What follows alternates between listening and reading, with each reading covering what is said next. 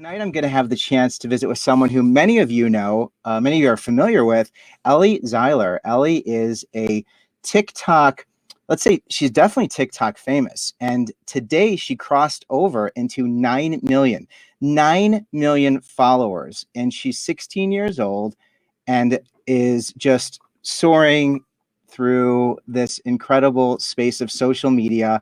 And I'm so psyched to be able to talk to her. Not only is she someone who people know on TikTok, also 1.4 million followers on Instagram. Ellie is active not only on Instagram, but on YouTube.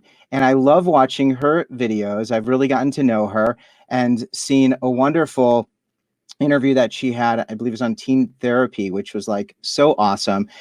Ellie is everywhere and she's really interesting and she's really dynamic. And not only that, she's incredibly supported. Ellie has a wonderful family who you can get to know, Rick, Will, Ben, and Sarah. And Sarah Zeiler has over 250,000 followers as well. And Sarah is right there by Ellie's side. Welcome, Sarah and Ellie. It's so great to have you. How are you? Hi, Harlan. That was such a great intro. Oh, well, there's so much more to talk about because you're also fascinating. I mean, it's so cool to see you. 9 million, right? Today's 9 million. Yes. It wasn't 9 million yesterday, right? Or was it? Nope. Yesterday was 8. Wait, like it just happened. So 9 million is like an extraordinary number and it's incredible. And before we get to just how that feels and what that's like, you know, your mom and I have a bit of a history. It's not a romantic history because I think your dad was watching this. So there was no romance, but we shared a stage together. Isn't that right, Sarah? We did.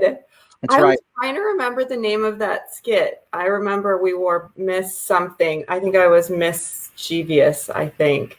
Yeah, you're like beauty queens wearing these sashes. Uh-huh. And I looked furiously today through my high school boxes and I wasn't able to find a picture because there's a picture of us. But what I did find, which is really cool, is this is a picture from the yearbook. I don't know if you've seen this picture before. Have you seen this in a while? So No. wait, that looks like, why did you tell me? So that's you, Sarah, when you I were know. 17. Oh, And I don't know if you use your maiden name. Do you ever use your maiden name? It's my middle name. Yeah, I love Okay. my maiden name. I kept it as much as I could. Yeah, I mean, I took your name out of the yearbooks, but like, so this is you as a junior, Yes. which is crazy. I know. I'll send you the picture later. Certain angles where it's just like so weird. Yeah, it is.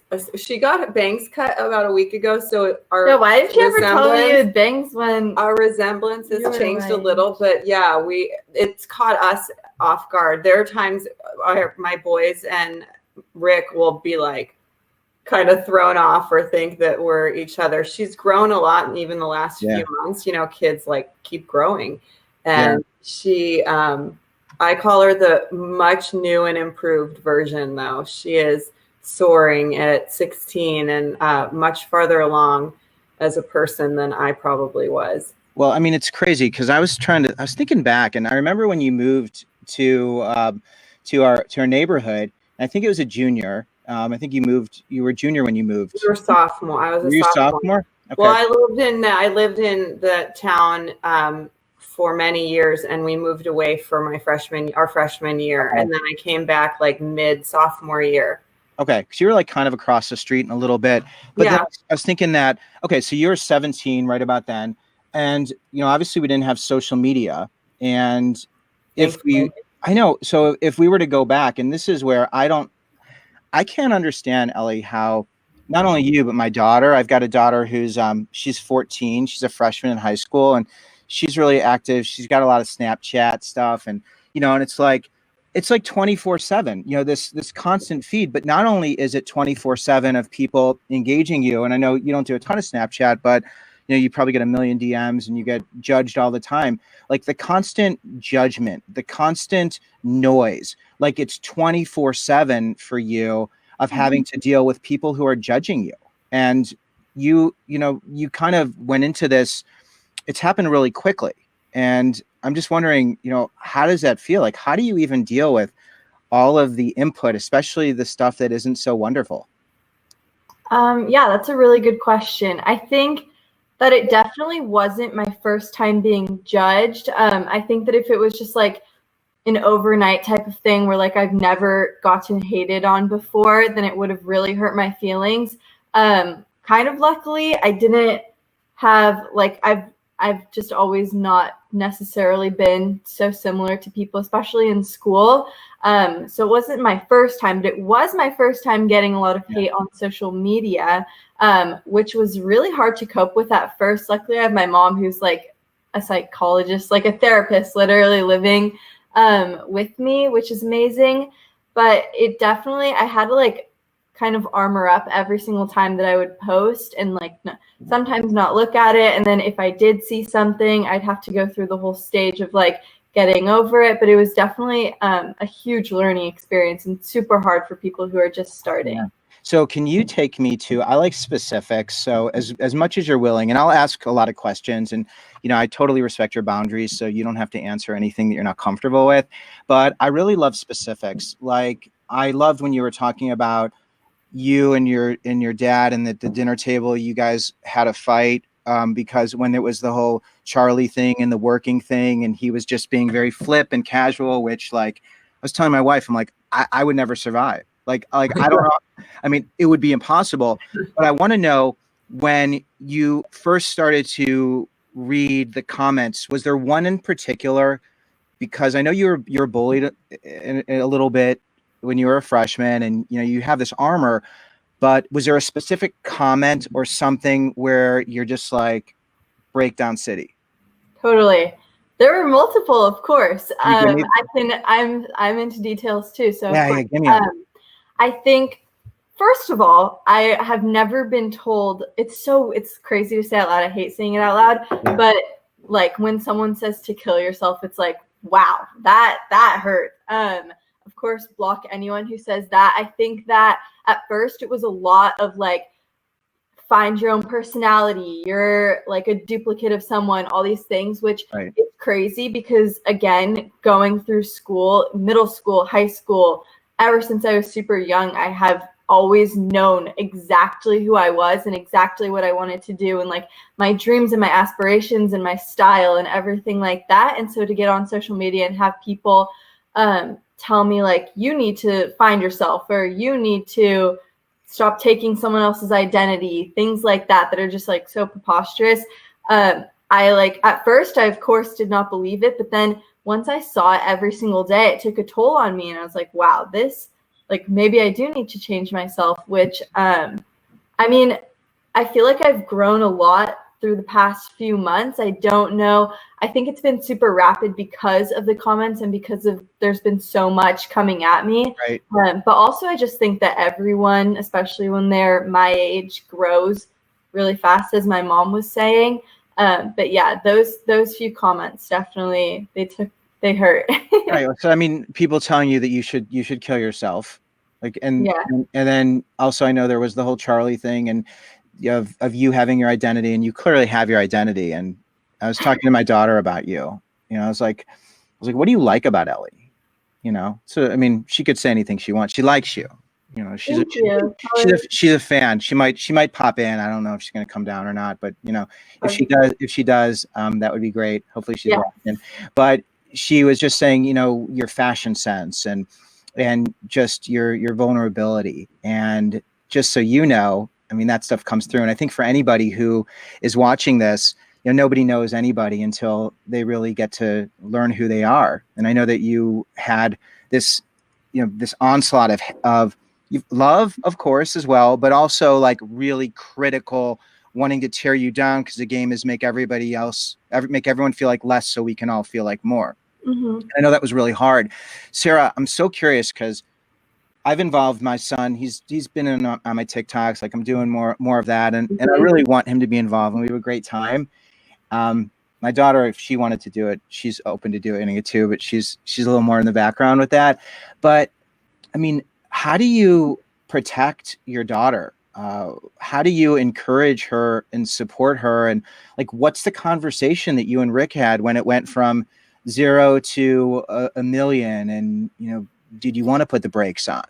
I think that Rick, yeah. Oh, there were many conversations about putting the brakes on and just forgetting it, because it was certainly nothing is worth the stress, or if I guess if we felt like she was too fragile for this, which I don't think, this is not for everyone.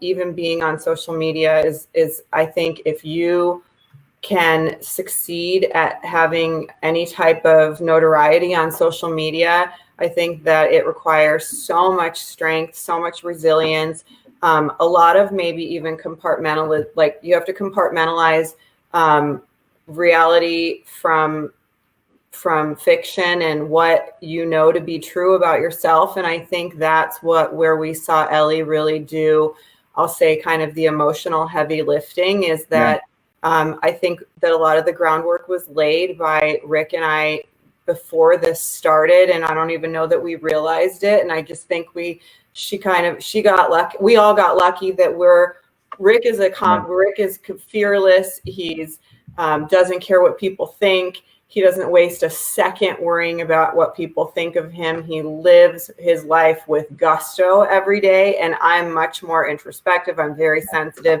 super analytical. So I feel like that balance just probably benefited Ellie to get through this, because I could analyze with her and I could explain to her what these kids were feeling. I think that's the biggest thing, is anybody who writes anything hateful on social media or publicly, or even says it to you publicly, like kids at school, is suffering, I think, in some way.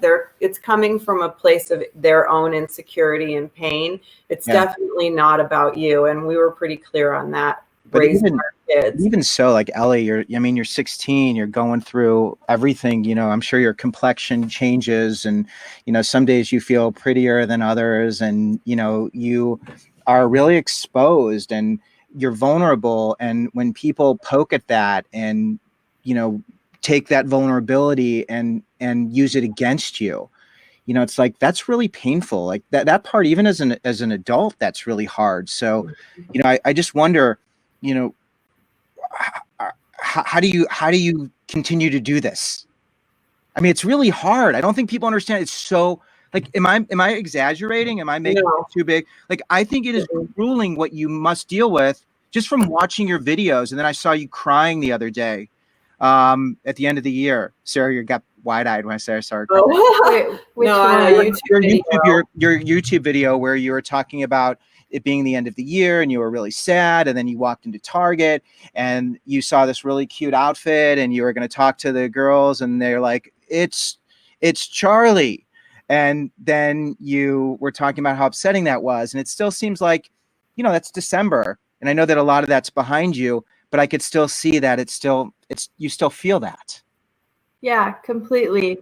I think that you're asking like how I still how you do that. I know that your other one, on the teen therapy, you talked about how your mom had you talk to a therapist, and I'm a big fan of therapy. I love therapy, but like, how do you maintain that ability to continue to put yourself out there and encounter the pushback? And I know a lot of it has been through technology, where you haven't had a lot of face-to-face yet because of COVID. But I'm just curious, like how do you do that so that other people, other teens can be able to use some of those tools?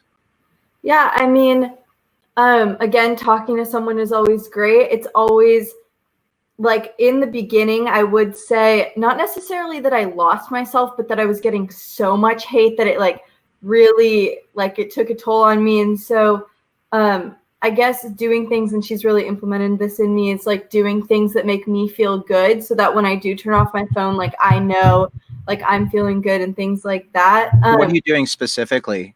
I mean, just doing things like I have, like, getting good grades has always made me feel good, or doing things on my own without my phone, bettering myself, things like that, working out, stuff like that. Yeah. When's your phone away now? Yeah, just putting my phone away, which is funny because when she used to take my phone away, I would be so annoyed. And now I'm like, go for it. I do not want it anymore, please. I think that my journey on TikTok was definitely interesting because at the beginning, I would post things like just lip syncing videos, like dancing, lip syncing to a song. And so when people would hate on me, in the back of my mind, like it didn't hurt that bad because I was like, okay, well, I still know who I am. Like you guys haven't seen my personality. You can't see how I talk. You can't see how I act towards people or treat people. And then through that, I really realized that like if I'm going to have a connection with my followers and ultimately create fans and create people that I'm really connected to, I'm gonna have to show you my full self. And so instead of making those videos every day, I started making like vlog videos, fashion videos, really showing people my personality. And through that, I think that's the process that really got me to where I am today, which has been a really fun journey. But it's also hard because now when I do get a hate comment, it hurts. It still kind of hurts. But as you were saying before with that YouTube video and like seeing someone get hate or getting hate in person, I still don't know how to deal with that yet because we still are in lockdown and I'm not seeing a bunch of people outside. When I do, it hurts a lot. Like that instance, a couple of months ago, I was in LA at a market and someone like came up to me and started like pointing and like taking a video of me and saying like, oh, it's the Charlie lookalike, something like that. And like in person, you never know how to react to things. So that's another journey that I'm going to have to get across, but when this is all over. So I still have time, I think. You know, I'm glad you said that because I was thinking about that because, you know, like I want you to want everything. I want you to have everything you want. Like I want you to be happy and I want you to have all your dreams and I want you to go to NYU and I want you to go to Paris and I want you to develop a makeup line. If that's the makeup, I know one of your dreams is to have a makeup line. Is that still important? Do you like that? Yeah, I mean, at first it was. Now it's kind of like a clothing thing, but like a business of sorts. But thank you. Yeah, all this because you know what's interesting is also you're 16 and what your dreams are can change, and you have permission to change those dreams. There's a truth of the universe I'll share with you. I share this with teenagers when I talk to them about risk taking, and it's called the universal rejection truth. And the universal rejection truth is like gravity. It's a law of the universe. And the universal rejection truth says not everyone and everything is going to always respond to me the way I always want. So that is a law of the universe. So I can be interesting, attractive, dynamic, charismatic, be all these things. And there's going to be people who will not give me what I want because there is this law of the universe. So recognizing that when you walk in public and when you interact and someone comes up to you and goes, oh, it's the Charlie lookalike and it's this, and you know, and they say those things that they know are going to get you. When that happens, that's the universal rejection truth. And that's what I see. I go, oh, the universal rejection truth. And it makes it easier to navigate that tough stuff because like you're amazing. You know, you're really interesting. And I love how you've been grounded and how you continue to do that. I think it's a wonderful example. It's very brave. E, do you want to come here? So this is like one of the best things, Sarah, about you being able to help me coordinate this is that this is Eva. Nice to meet you. Hi, Eva. Shadow. Why are we getting this big shadow? I don't know, man. We got to work that out. I don't know why I got a shadow. But anyway, Eva is amazing. Oh, thank you. And and she's not usually in front of the camera. So like you are incredible because you have, I would say, gave you like a little courage to do this. Yeah, I really like your TikTok. Thank you. Thank you so much. That means so much to me. Is there anything, do you have any questions for Ellie? I don't think I have any questions. No. I just want to tell her that I really like what she's doing. Oh, Thank you. That means so much. You don't even know. I have a question about what's your favorite artist? Do you have a favorite? Is there someone you love musically? Music-wise. Yeah, like maybe a couple. We decided that that's a really difficult question to be asked because that's the most. I don't know if you know this, but it's, first of all, no offense, it's super personal, but it's a very vulnerable question to answer because there's not one answer, right, for that, like a very favorite. I guess No, maybe no, I feel like maybe some people do. like when you were Like when I was 10. younger, I was like Taylor Swift. Right, I love Taylor that was Swift. right. You know what I mean? I would say maybe that's just relative to who you're talking to, because Ellie has such a vast taste in, like, her musical tastes are all over. You could walk into her room and she's listening to My Way by Frank Sinatra, or she's listening to like rap, or she's listening to French something, or classical. So I don't know what your answer is, but you probably have a few top faves. Not really. Yeah. There was a reason why I was asking is because No, I hope that didn't throw off your question. no, not at all. No, nothing throws me off. It's I'm sure. I'm sure. It's great. I find it really interesting because Eva has a business where she paints vinyl records, and That's so cool. it's really Thank you. I'll send you a link to it because it's like, you know, I don't know. I don't want to. I have to be so careful. No, because, you're good. like, You're good. really, because Yes. I don't want to upset you. You're like good. I hate upsetting You're her. doing great. It drives me. It makes me. That's how my dad. Language That's how of my dad is. parenting. Really, like I don't like. I'm so excited she's here, but I don't want to upset her. But like, Eva. can I talk a little about? Yeah, Because yeah, go so ahead. she does this thing like so during COVID, she started to like paint. She painted this Taylor. We should give her the Taylor. Do you like Taylor Swift enough to like have a thing on the wall? Like to have it? Would you like that? I would love that. Okay. Yeah. That's where it's gonna go. Isn't that crazy? Yeah. Oh, I got chills. It's the coolest thing because she does this beautiful art and then puts it in a frame, and you get to see it's like music for your eyes.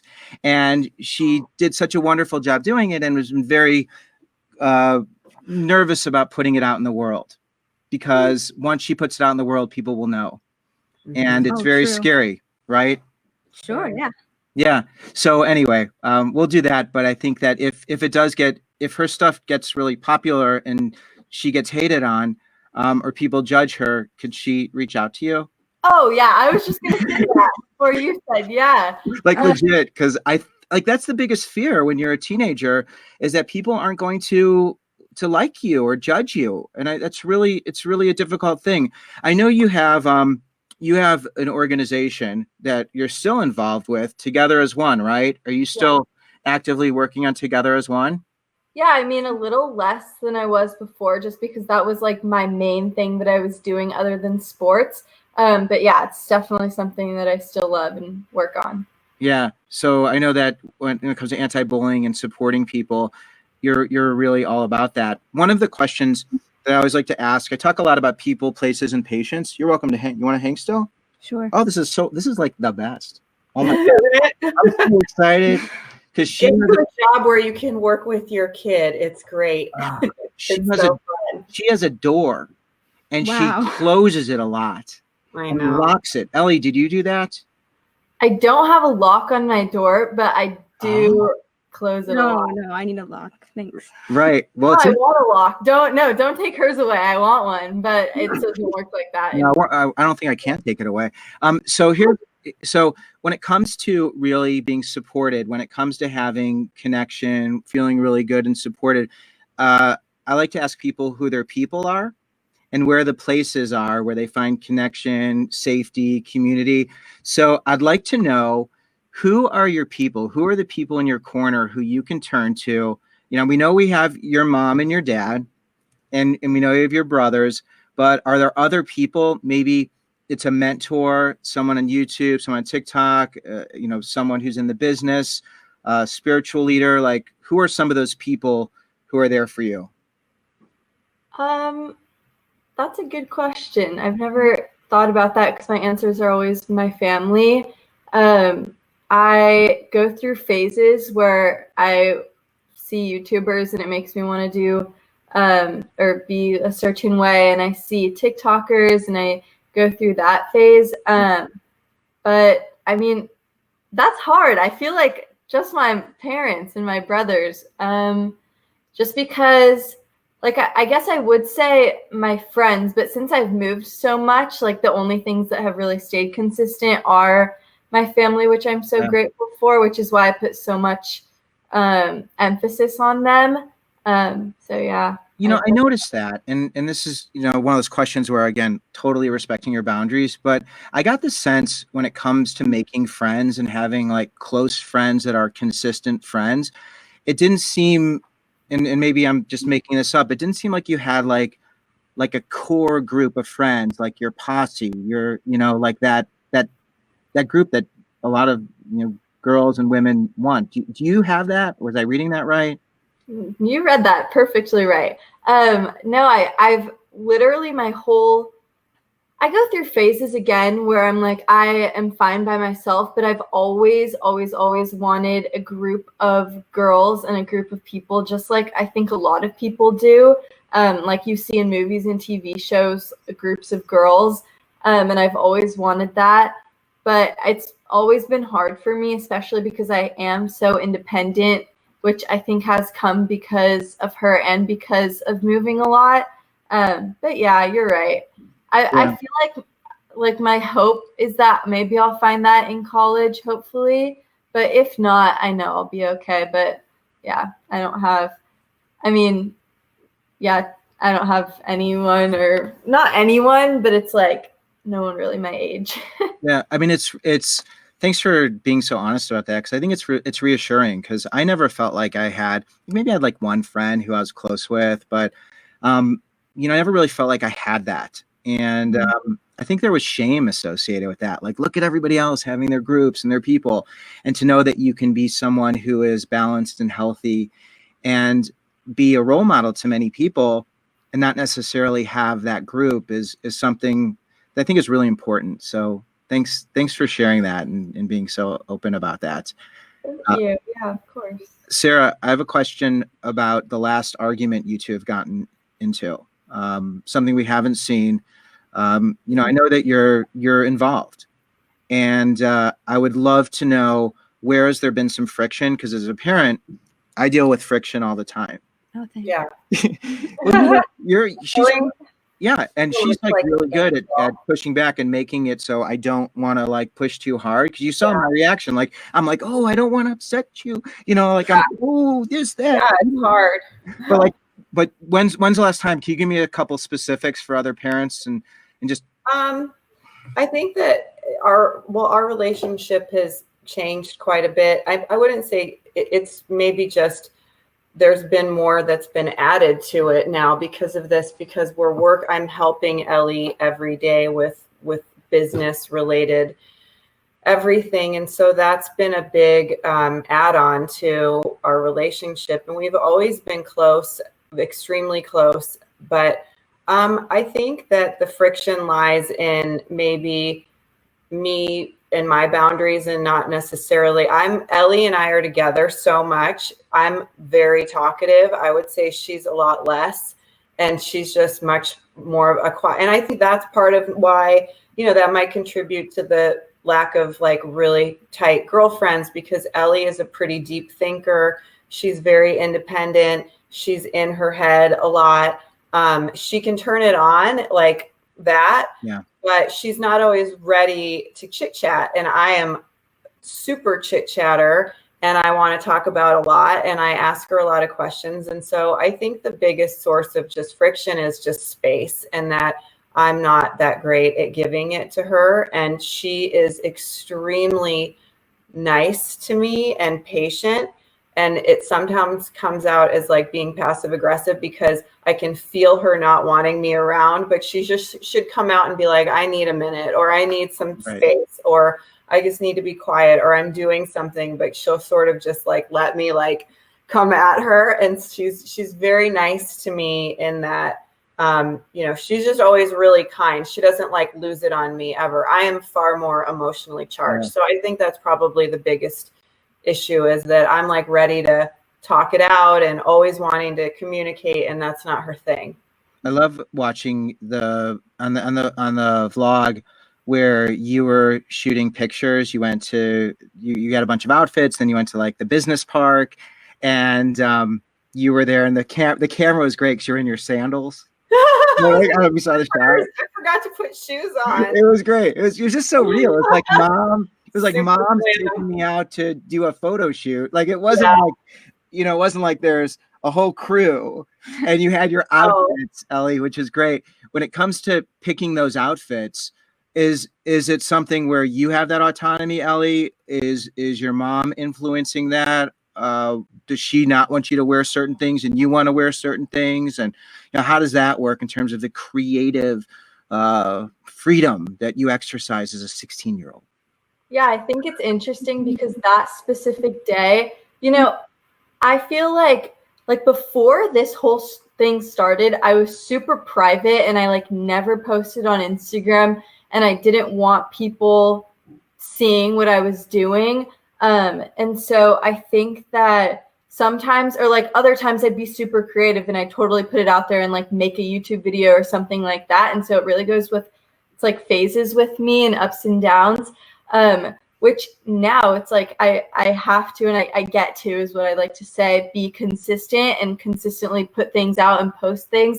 On that specific day, I did not want to post on Instagram. My mom's like, this is your job, you have to do it. And so actually that day she did choose my stuff and was like, okay, we're going to go this way. I feel like I'm a lot like you, Eva, where I am a very private person. And so she's really helped me come out of my shell that way. But then other times, like today, I was like, will you please help me take an Instagram picture? And I did it all up. And then I was like, okay, we're going to go here, here's the camera. And she's like, okay. And so, yeah, it's a good balance, I'd say, but it's also I could totally go a month without posting on Instagram and be totally fine, if this wasn't my job. That's probably the second source of that when Ellie, which you saw when she talked about it in teenager therapy, kind of that moment we realized that this was an opportunity to develop a career path. I mean, not saying it's her only career, this is her only path, but we realized this is a business and there's a lot of opportunity for her to work with brands and, to work at this. And that when that happened, and me having a background in PR and marketing and spending my whole career building brands and people, that was probably the roughest time during this for the two of us, because I'm like, let's get to work. And she was still processing all the vulnerability and all the insecurity, but it's also just her moods and how she felt, right? Yeah, I mean, that's true. But I feel like also it's a job where you just always have to be it looks like, and this is kind of the downfall of social media, which it's gotten better, that everything is perfect and everything looks fine. And so before this started, when I posted on Instagram, I would post once a month or once every 3 months, because that was the one day out of those 3 months that I felt so good and was like, okay, I'm going to post on Instagram. I look good, I'm feeling good. And now it's kind of every day has to be a pick me up, okay, let's get it going. And she's really gotten me through that, because some days I'm I feel I don't feel good right now. And she's like, well, I mean, then share that, you know what I mean? Yeah. Share the ups and downs. But yeah, it's been a process. Is this is today a day? Is this torture talking today? You seem happy right now. No, yeah, I'm totally happy. This isn't painful, right? I Your love mom's Ellie, I haven't talked to Harlan in 30 years. We got to talk. You're like, Mom, I've been doing. No, interesting. I think this is where she shines, where she does. Talk the most. I just like talking to people. It's more of the taking Instagram pictures. Or she was talking to someone about this the other day, where it's they were like, you need to post on Instagram more, my managers, and I was like, I hate posting selfies. I feel so dumb. And so all I want to do is talk to people and form those connections and share what's really on the inside. And I've never been just even before TikTok, I just never posted them or really was never into Instagram that much, because I don't have that gene. I don't really know what it is, but we're working through that too. Yeah, I mean, it's interesting. So you do it because you have to. It's it's become a job in many ways.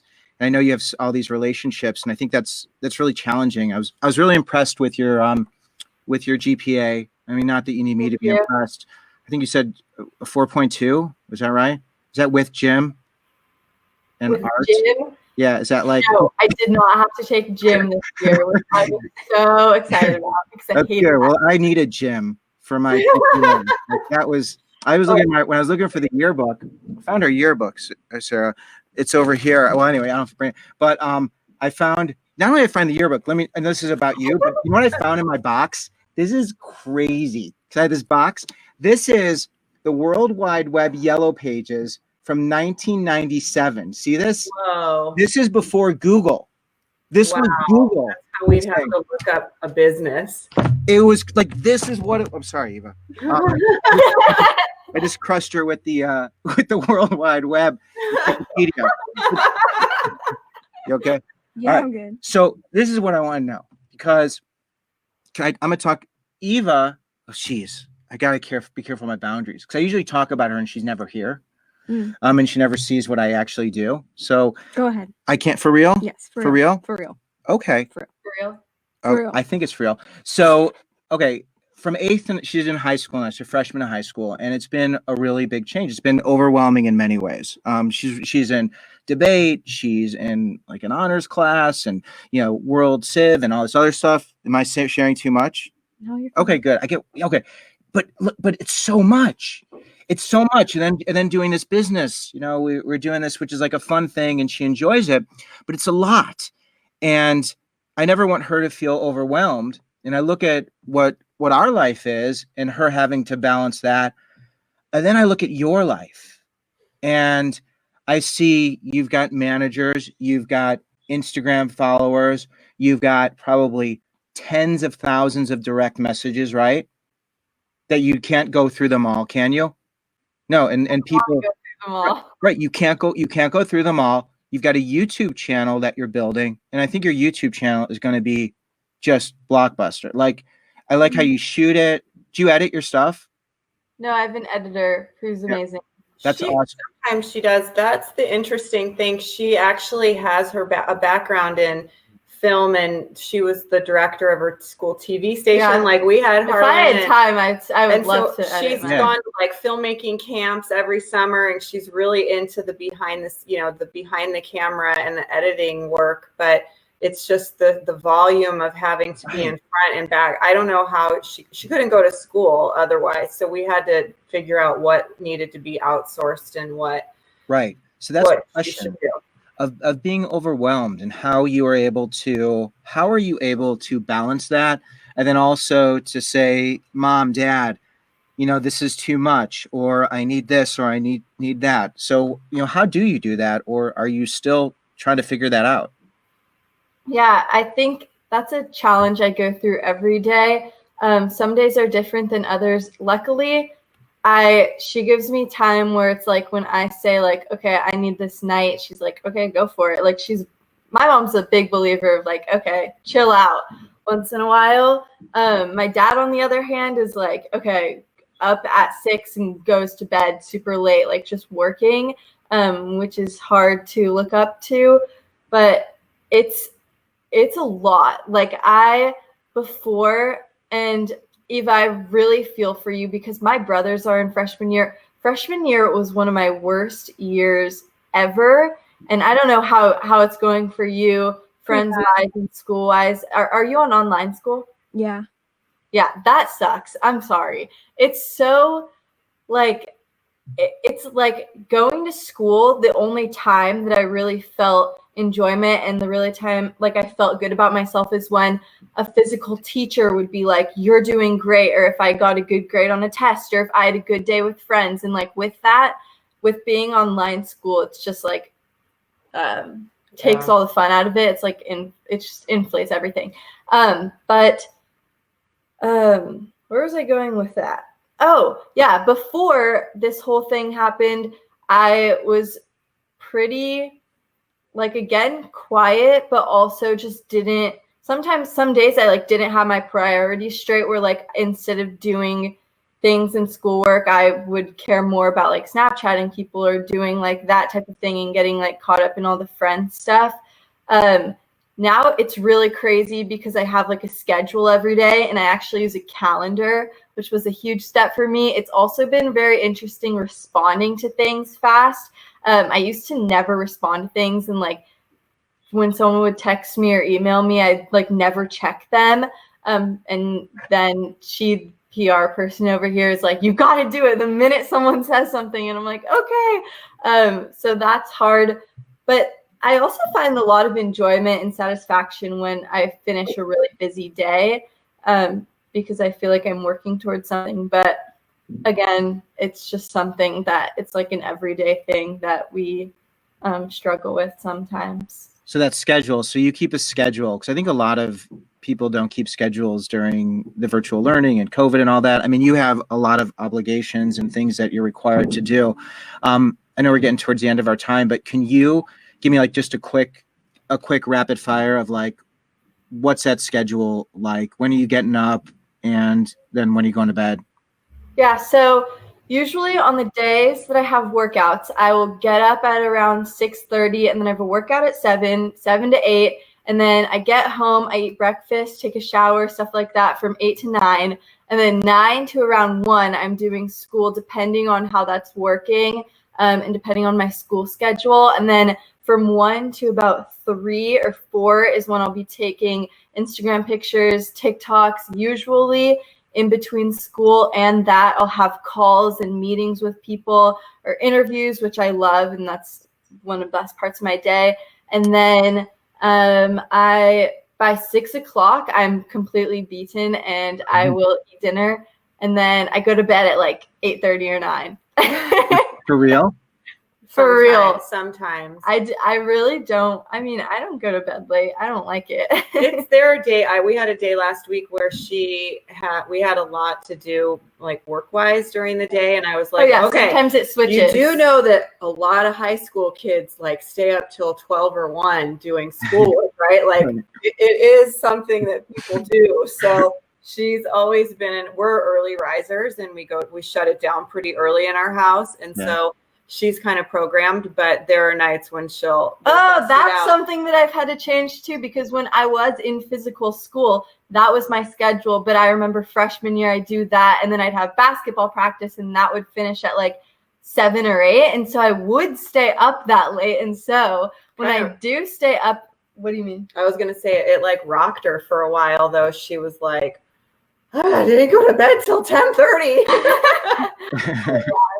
I was going to say, Eva, too, that Ellie's twin brothers are freshmen, and I've watched, first of all, I've just learned so much about how much work there is and how just the volume of what you have to take in. And it's so hard when you're used to getting some type of sense of accomplishment every day, and you have closure every day when you go to school, and you have accountability, and you have people, like Ellie said, praising you. And I definitely have seen my boys go through times when they're like, what's the point? And it's those are the times when I encourage them to just knock out the work and go do whatever else that makes them happy. So if it's your business, if it's any other activity, if it's even like connecting with friends by dropping something off at their house, or just like FaceTiming, or just doing for you, because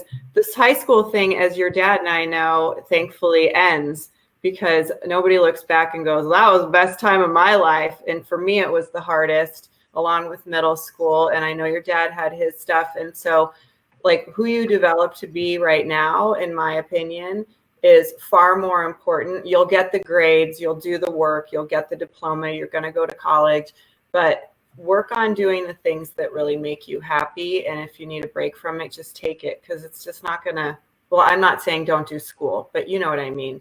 Yeah. Try not to worry about all the stuff you think you should be feeling or doing in high school. That's my It was best like, advice. I came in here and now you're giving me a therapy session. Not that you asked, but I try to encourage the boys to understand that, because you guys are missing out on a lot of what seems to be like great about high school, but you're kind of dodging some bullets right now too. So just take advantage of that part. Yeah, it's Thank a lot. you. Yeah, thanks for that, Sarah. I didn't know high school was so grueling for you emotionally. What was so hard for you? Well, I had a pretty strained family life, and so I had a lot of stuff, going on at home, and just trouble with at home, nothing like devastating, but just a strain, stressful. devastating. Yeah, I mean that's another conversation. Okay. But so I came to high school with a lot of insecurities and not really feeling like I belonged, and I had a lot of struggles just at home, and that really made me feel like a misfit, because we went to kind of a high school. We lived in a town where a lot of people looked perfect, even if they had their issues too. You don't know that when you're in high school. And so Yeah. I did cling on, luckily made a group of a few girlfriends by the time I was a junior, middle of junior year. And, they're still my friends. I talk to one of them almost every day. But that was the highlight. The rest was just brutal for me. I didn't love it. Because I didn't know that. I mean, we were neighbors. No. I didn't know you hated it so much. I didn't know you were dealing with emotional turmoil and whatever family stuff was going on. I didn't know. So Well, now I know. now you know. So many years later, but it's just no one really knows. Like that's the thing. Like Ellie, no one really knows about you and didn't know about you before. And it's nice that you're opening up and allowing people to see that. And I'm sure there's so much more that we don't see, that we don't need to see because it belongs to you. But it's really wonderful to see it. And I'm so grateful that you would take the time to visit with us. Thanks for being so encouraging of Eva and what she's doing. It really, it really means a lot, because the most important thing in my life, and I'm sure in your parents' life as well, is to make sure that you have everything you need to be balanced and healthy and fulfilled and aligned with the things that are important to you. So, I appreciate you being someone who could be in not only Eva's corner, but so many other people's corner. And I hope that you have lots of people, and it seems like you do for sure, people in your corner, because I know there's so much more coming your way. Light and wonderful experiences and just so many great things. So I really appreciate it. I have one last question for you, and then I'm gonna wrap it up. If you could go back in time, let's say you could go back to March, to that time when you first, maybe like 2 weeks before your brother hacked the code to the phone, because I know you were restricted, you weren't allowed to do TikTok. Mhm. So many more questions for you, Sarah, about parenting. Maybe we'll do like a parenting. Let's do it. I want to know so much more. But if you, Ellie, could go back in time and talk to you in February, before you had any followers, and just I'm giving people who don't know as much that you had this amazing trajectory. You went out there in March, you put your TikTok out there, and then within a month, I think you had 1 million followers or something. It was pretty crazy. Is that? Yeah, it was crazy. 2 weeks. 2 weeks, you had 1 million followers, up to 9 million. Like just insane, like just crazy. Like that just doesn't happen. So if you could go back in time and be like, hey, Ellie, February Ellie, like, psst, come here. I got to talk to you. I got to tell you something, Ellie. Like, okay, what's the one thing that you would tell you that would have helped you to navigate the journey that you've been through? What would you tell you? I actually ask myself this a lot. I ask myself, what would I do differently? And I always think absolutely nothing, because it brings me to this exact point and exact day. But I think I would tell myself, just to keep going, because there were a lot of times that I didn't want to, and that I didn't think that I was going to. And keep going, and that it'll all be worth it, and to stick to yourself. So you almost quit. You almost stopped. Quit's not a good word, but like times. How many times? I mean, countless, honestly. There have been conversations, or even when like we would get in fights when my mom and I fight, it's the worst thing ever. And so when we get in fights, I'm like, I don't even, if this is how it's going to be, like, it's not worth it. I don't want to do it. And then there's things that like I would never want to stop doing it. But like when school came back into session, it was really hard. I wanted to stop. When someone like hits home and is mean to you, I'm like, okay, I'm done. But yeah, so I would tell myself to just focus on your own self and continue? Well, I think there's always this looming question of what if you say you wanted to stop, and I'm sure everyone who does it, that I've follow and have seen have all contemplated the same. But then you go, well, can I? Yeah.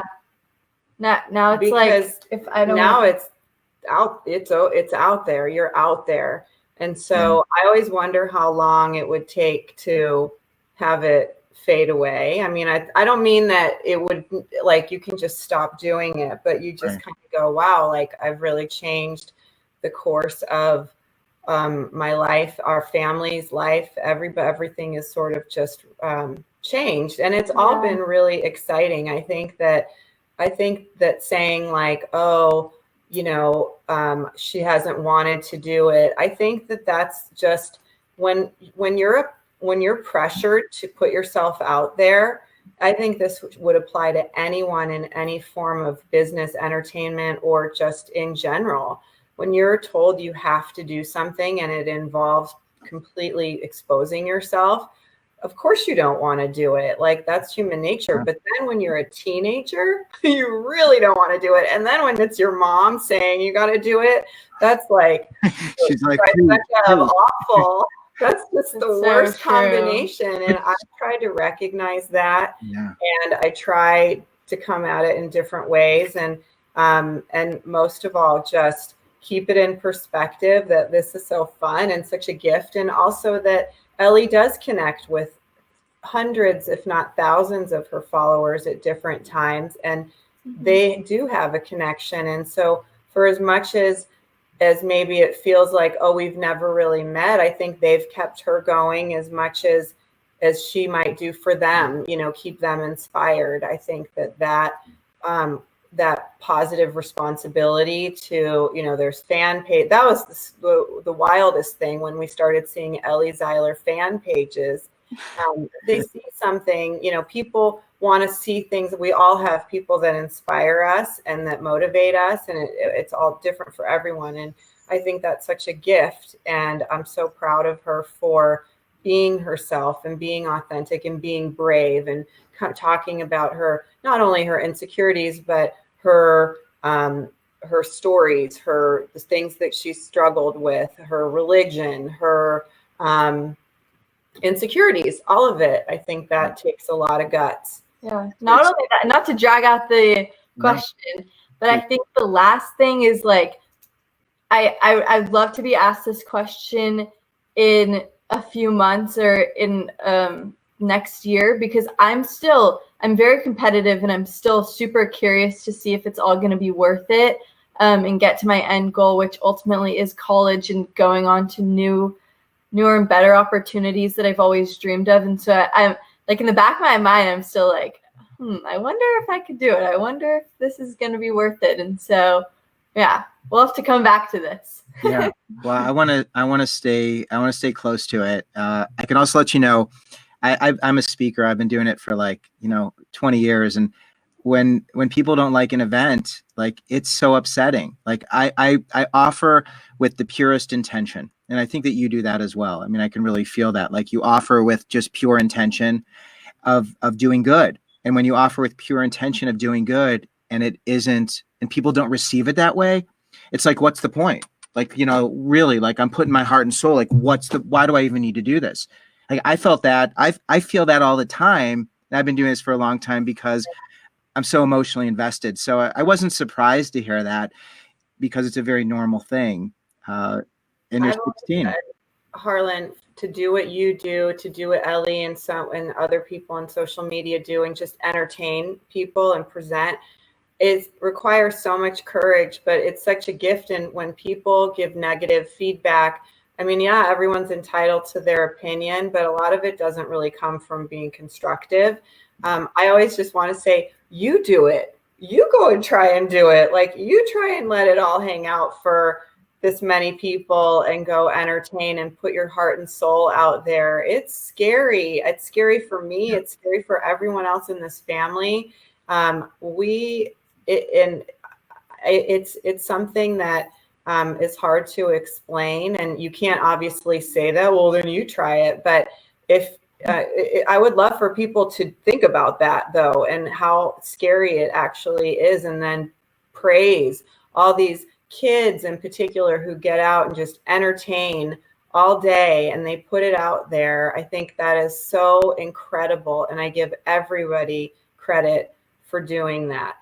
Yeah, I have enormous respect for you as a parent, and Ellie, you as someone who's going through this. I mean, you're going through it in front of people, and it is very brave, and it's really wonderful. And I can feel the light and the goodness and where it comes from. So with that, I want to thank you, Sarah. It's so good to see you again. You too. Thank you for doing this. Oh, I'm so grateful that you would take the time, and I look forward to being in your corner and staying in touch and doing whatever I can do to help you along the way.